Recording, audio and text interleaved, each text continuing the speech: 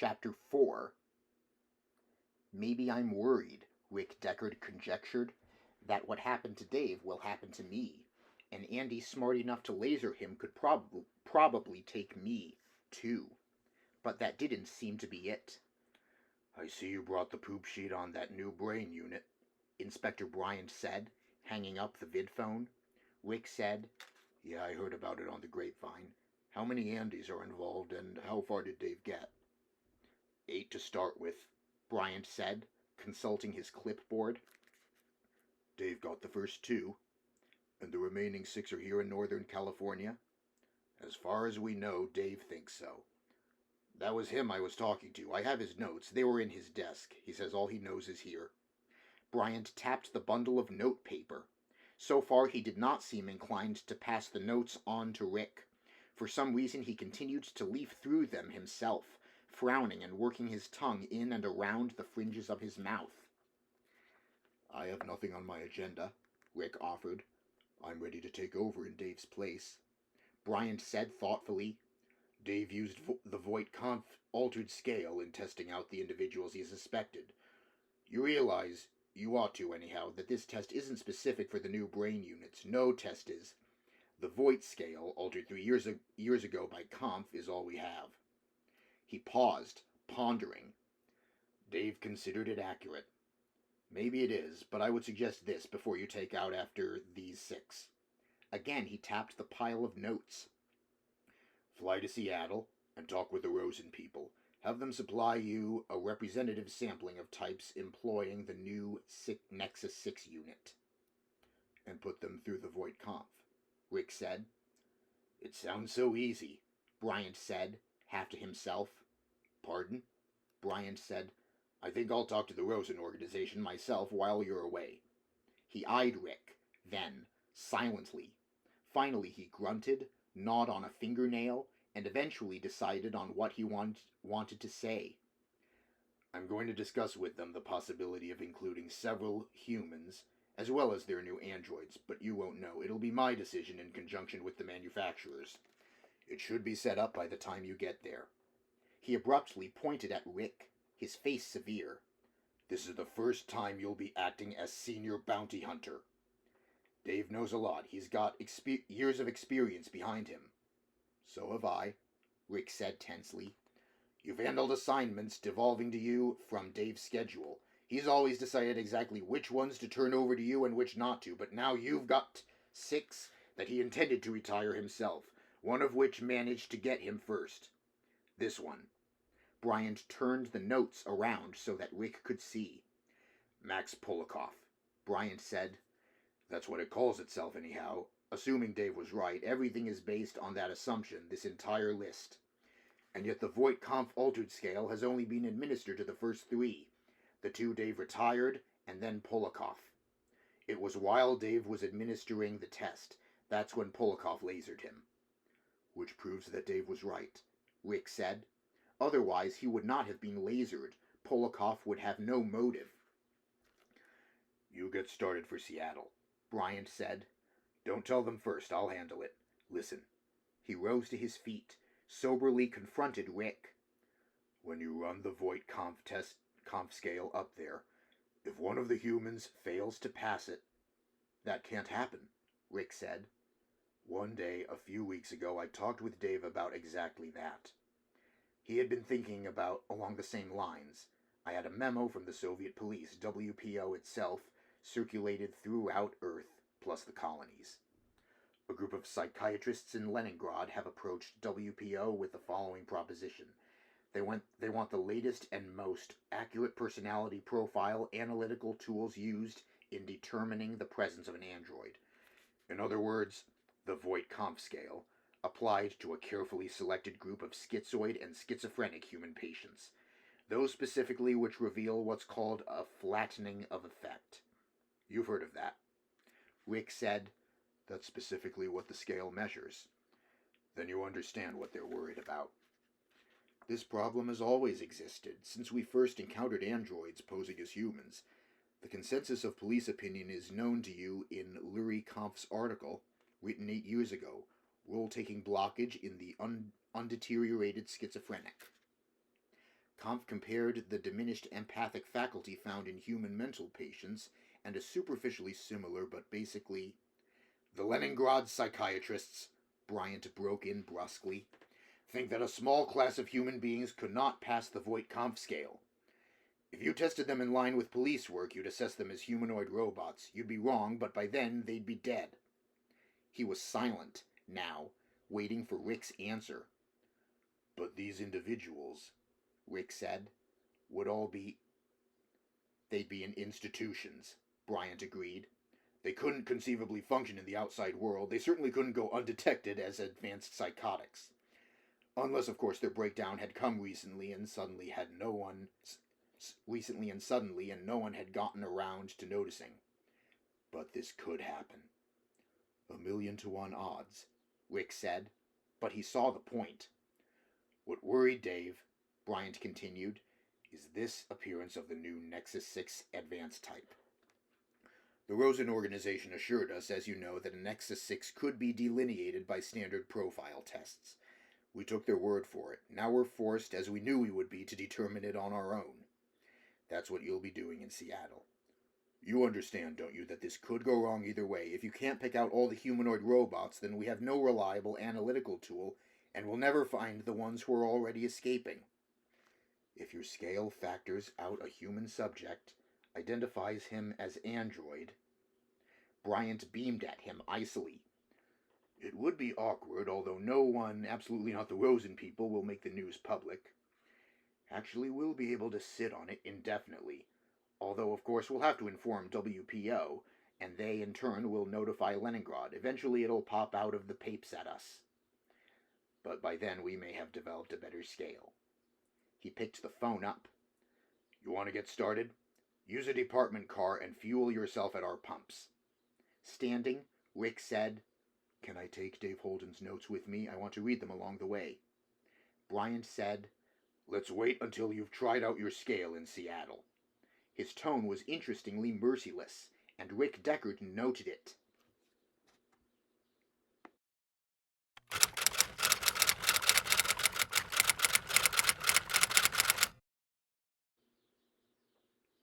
When he landed the police department hover car on the roof of the Rosen Association building in Seattle, he found a young woman waiting for him. Black-haired and slender, wearing the new huge dust-filtering glasses, she approached his car, her hands deep in the pockets of her brightly striped long coat. She had, on her sharply defined small face, an expression of sullen distaste. What's the matter? Rick said as he stepped from the parked car. The girl said, obliquely, Oh, I don't know, something about the way we got talked to on the phone. It doesn't matter. Abruptly, she held out her hand. He reflexively took it. I'm Rachel Rosen. I guess you're Mr. Deckard. This is not my idea, he said. Yes, Inspector Bryant told us that, but you're officially the San Francisco Police Department, and it doesn't believe our unit is to the public benefit. She eyed him from beneath long black lashes, probably artificial. Rick said, A humanoid robot is like any other machine. It can fluctuate between being a benefit and a hazard very rapidly. As a benefit, it's not our problem. But as a hazard, Rachel Rosen said, then you come in. Is it true, Mr. Deckard, that you're a bounty hunter? He shrugged, with reluctance, nodded. You have no difficulty viewing an android as inert, the girl said, so you can retire it, as they say. Do you have the group selected out for me? He said. I'd like to... He broke off, because, all at once, he had seen their animals. A powerful corporation, he realized, would of course be able to afford this. In the back of his mind, evidently, he had anticipated such a collection. It was not surprise that he felt, but more a sort of yearning. He quietly walked away from the girl, towards the closest pen. Already he could smell them, the several scents of the creatures standing or sitting, or, in the case of what appeared to be a raccoon, asleep. Never in his life had he personally seen a raccoon. He knew the animal only from 3D films shown on television. For some reason, the dust had struck that species almost as hard as it had the birds, of which almost none survived now. In an automatic response, he brought out his much-thumbed Sydney's and looked up raccoon with all the sub-listings. The list prices, naturally, appeared in italics. Like Percheron horses, none existed on the market for sale at any figure. Sydney's catalog simply listed the price at which the last transaction involving a raccoon had taken place. It was astronomical. "His name is Bill," the girl said from behind him. "Bill the raccoon. We acquired him just last year from a subsidiary corporation."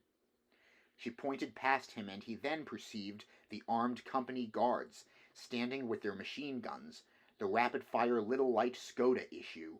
The eyes of the guards had been fastened on him since his car landed. And, he thought, my car is clearly marked as a police vehicle. "A major manufacturer of androids," he said thoughtfully, "invests its surplus capital on living animals." "Look at the owl," Rachel Rosen said. "Here, I'll wake it up for you." She started toward a small, distant cage, in the center of which jutted up a branching dead tree. "There are no owls," he started to say, "or so we've been told. Sydney's," he thought, "they listed in their catalog as extinct.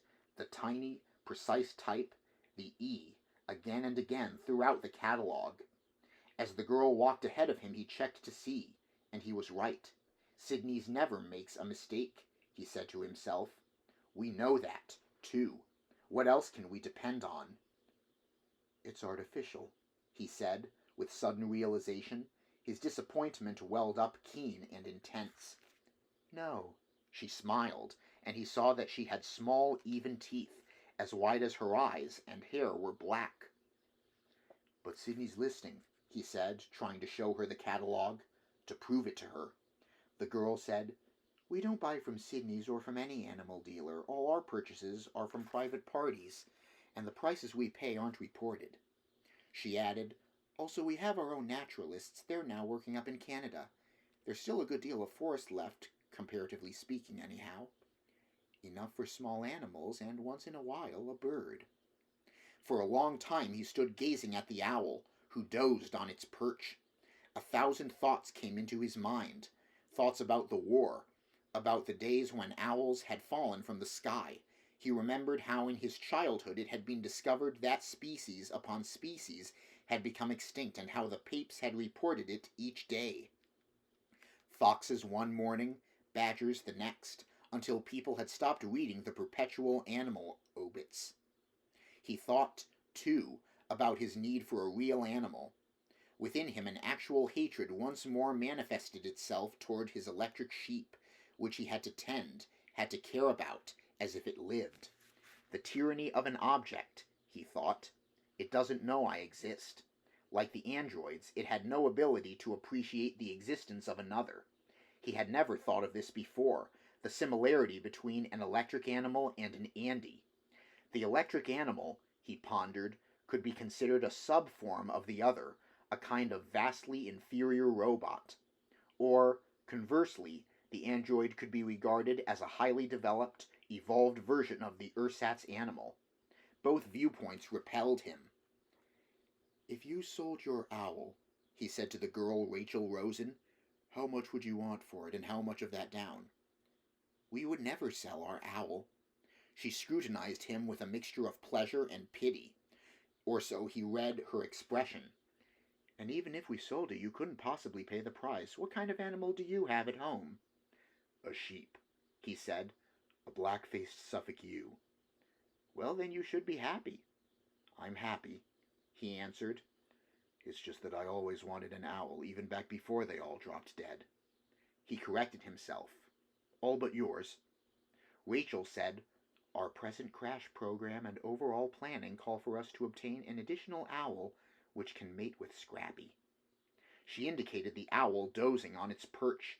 It had briefly opened both eyes, yellow slits which healed over as the owl settled back down to resume its slumber.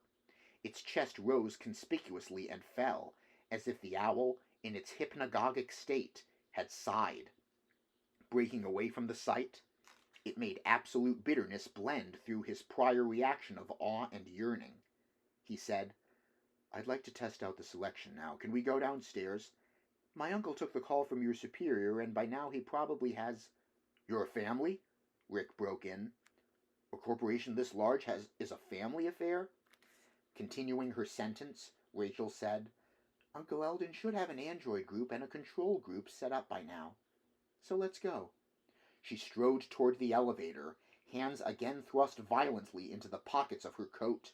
She did not look back, and he hesitated for a moment, feeling annoyance, before he at last trailed after her.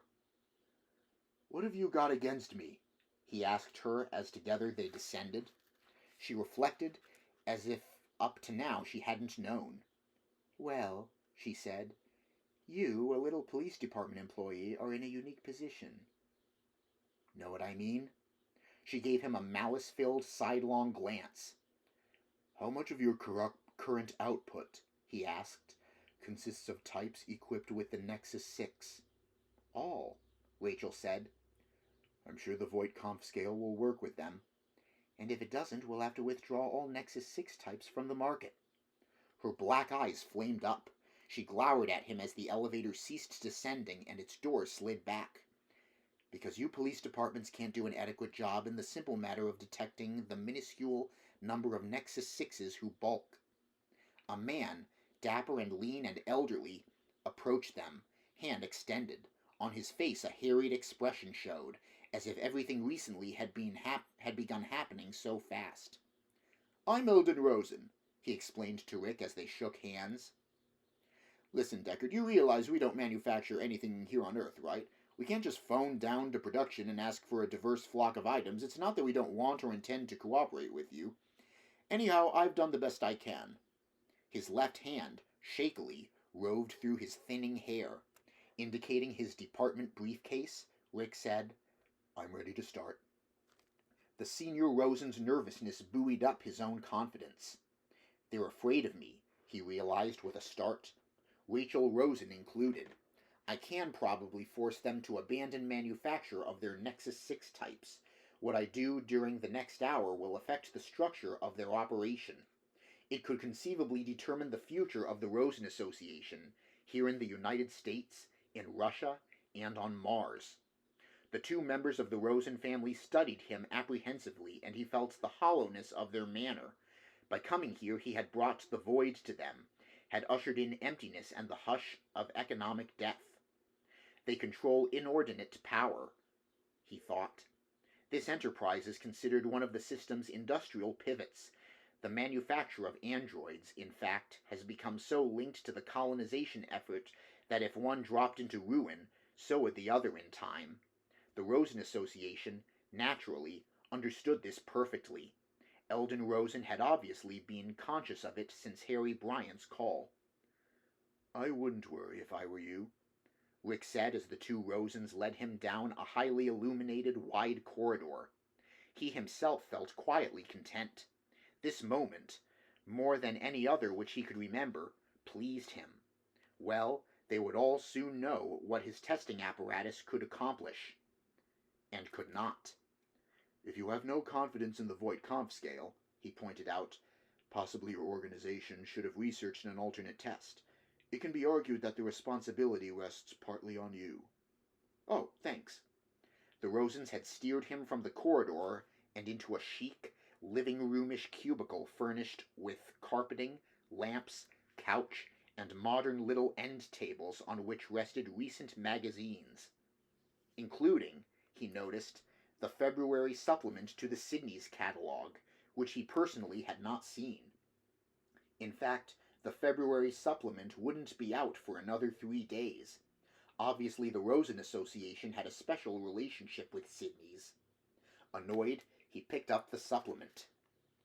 "This is a violation of public trust. Nobody should get advance news of price changes." As a matter of fact, this might violate a federal statute. He tried to remember the relevant law, found he could not. "I'm taking this with me," he said, and, opening his briefcase, dropped the supplement within. After an interval of silence, Eldon Rosen said wearily, Look, officer, it hasn't been our policy to solicit advance. I'm not a peace officer, Rick said. I'm a bounty hunter. From his opened briefcase, he fished out the Voight Kampf apparatus, seated himself at a nearby rosewood coffee table, and began to assemble the rather simple polygraphic instruments. You may send the first testee in, he informed Eldon Rosen, who now looked more haggard than ever. I'd like to watch, Rachel said, also seating herself. I've never seen an empathy test being administered. What do those things you have there measure? Rick said, This, he held up the flat adhesive disc with its trailing wires, measures capillary dilation in the facial area. We know this to be a primary autonomic response, the so-called shame or blushing reaction to a morally shocking stimulus. It can't be controlled voluntarily, as can skin conductivity, respiration, and cardiac rate. He showed her the other instrument, a pencil beam light. This records fluctuations of tension within the eye muscles. Simultaneous with the blush phenomenon, there generally can be found a small but detectable movement of... And these can't be found in androids, Rachel said. They're not engendered by the stimuli questions, no. Although biologically they exist, potentially. Rachel said, Give me the test. Why? Rick said, puzzled. Speaking up, Eldon Rosen said hoarsely, We selected her as your first subject. She may be an android. We're hoping you can tell. He seated himself in a series of clumsy motions, got out a cigarette, lit it, and fixedly watched.